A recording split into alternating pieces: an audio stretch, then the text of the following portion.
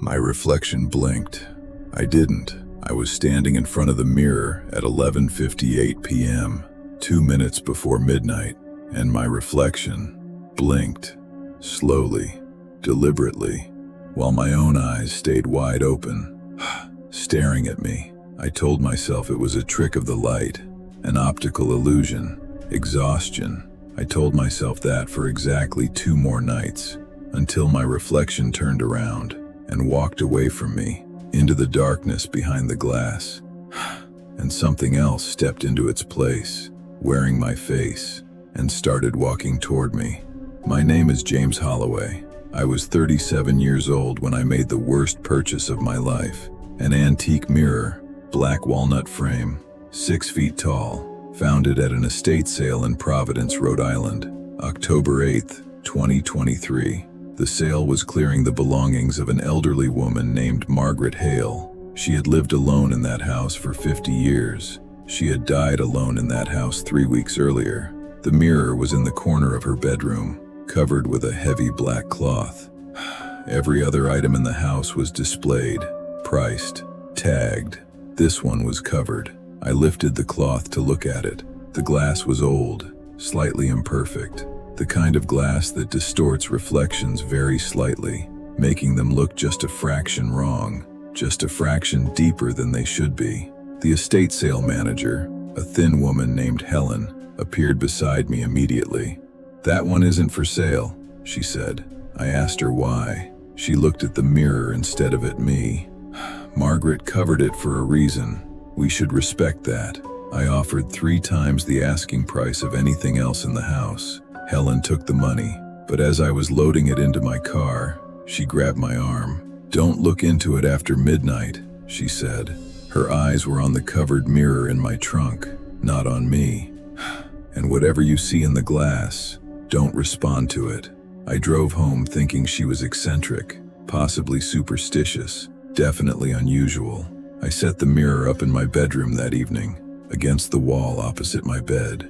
It was beautiful, genuinely beautiful. The black walnut frame was carved with intricate patterns, flowers, vines, small faces peering out from the wood. The glass had that subtle imperfection that made reflections look heavier than they should, more present, more real than the things being reflected. The first night was the blink, 11:58 p.m.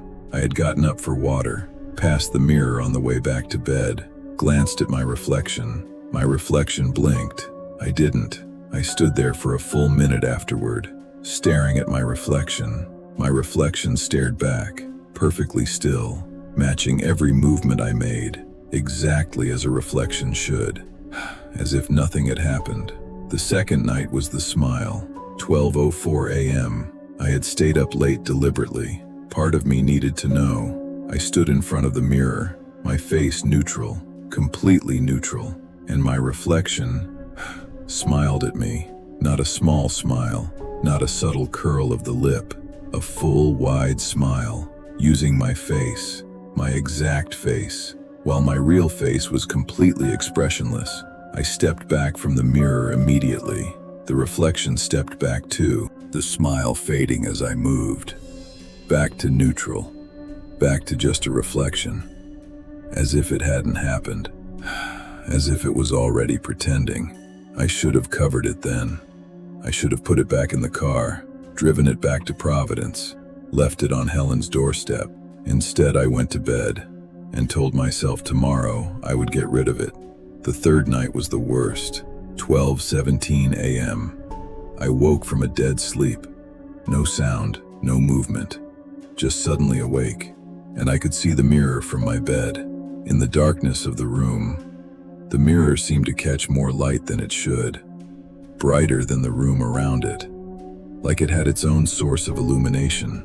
My reflection was in the glass, sitting up in bed, the way I was sitting up, looking at the mirror, the way I was looking at the mirror. For one moment it was perfect, just a reflection, and then my reflection stood up. I had not moved. I was still sitting in bed, but my reflection stood up from the reflected bed, walked to the center of the reflected room, and faced the mirror from the other side. facing me, my face, my body, my exact self, standing inside the glass, looking out at me. It raised one hand slowly, not waving, beckoning. I did not move. I could not move. Every muscle in my body locked. Sleep paralysis. That is what I told myself in that moment. A waking nightmare. The kind where your mind is awake and your body is not. The reflection in the mirror held the beckoning hand for 30 seconds. Then it dropped the hand, looked at me for one more moment, and turned around and walked away into the darkness behind the glass, getting smaller and smaller and smaller until my reflection was just a tiny figure, impossibly far inside the mirror, disappearing into a darkness that a 6-foot mirror cannot contain. And then the glass went completely dark. No reflection at all, just black. For exactly 7 seconds, the mirror showed nothing but darkness.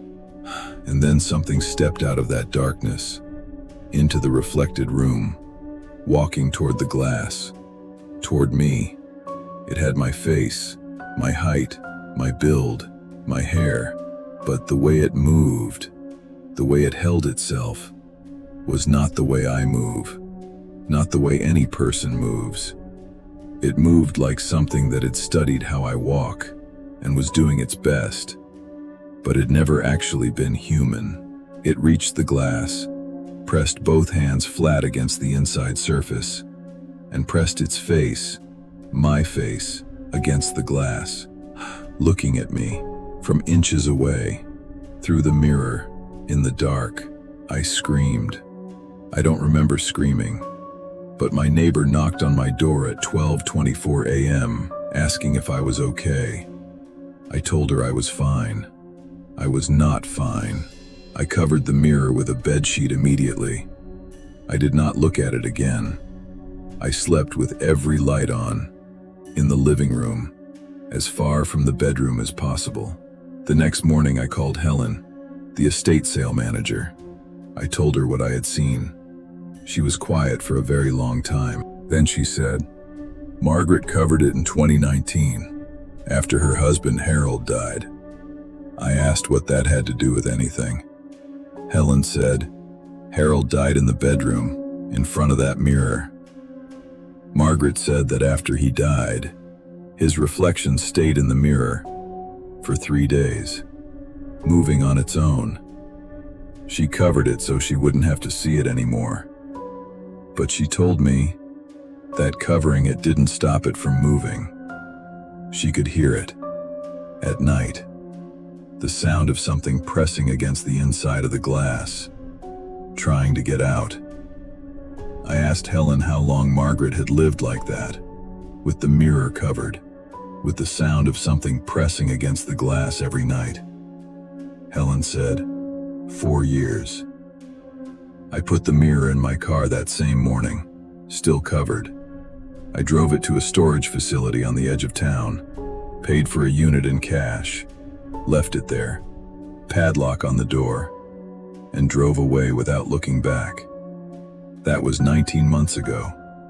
I have not been back to that storage unit. I never will be. But last month, I received a bill from the facility, past due notice.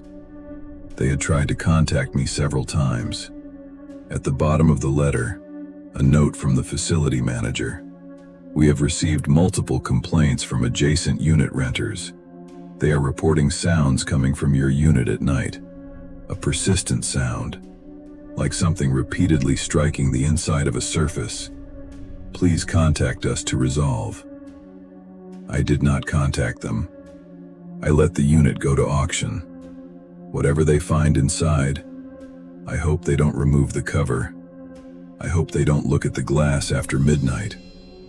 And I hope, more than anything, that whatever is inside that mirror hasn't found a way out yet. If you ever find an antique mirror at an estate sale, and it is the only item in the house that is covered, leave it covered. Leave it where it is. Do not buy it. Do not bring it home.